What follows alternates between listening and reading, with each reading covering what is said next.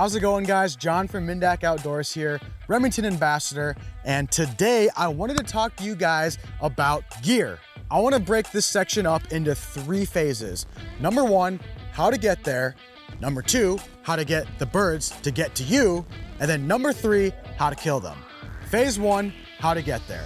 After you put all of the hard work into scouting, you need to figure out how you're going to get from point A to point B. Whether you have to walk to the spot, take a kayak, or take a boat. After that, a big thing that I would suggest is getting a good pair of waders. Now, there's a bunch of different types and price ranges, but in my personal experience, every wader is gonna leak at some point in time. So you can start out maybe getting a cheaper pair, and then the more advanced you get into duck hunting or goose hunting, you guys can buy a more expensive pair. And then if you're hunting a field, you guys can just use boots.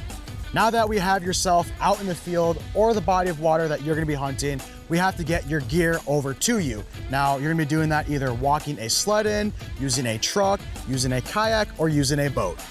Moving on to phase 2, which is probably the most important part, how to get the birds to you.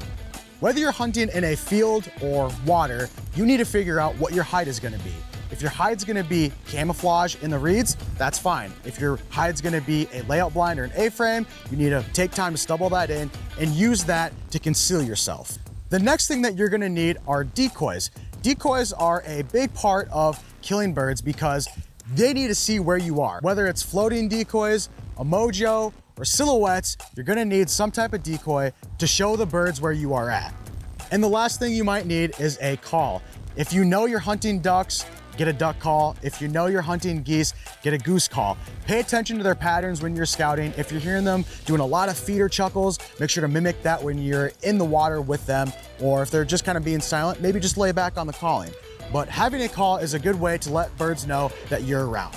The last phase is how to kill them. What you're gonna need essentially is 2 things, gun and ammunition. Today, we got our hands on Nitro Steel's Premier Bismuth and Wingmaster HD.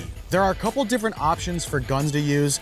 I personally use a 12 gauge, but I've seen people also use 28 gauges to 20 gauges and even to 410s. It really depends on your size and your experience when hunting. If you're more of a beginner and a little bit smaller of a person, I would suggest maybe starting out at a 410 and then going up from there. And then making sure you use the correct ammo in the correct gun is also a big thing.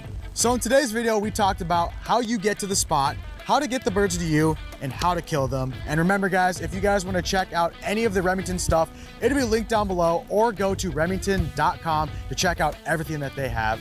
Thanks for watching, and we'll see you guys on the next one.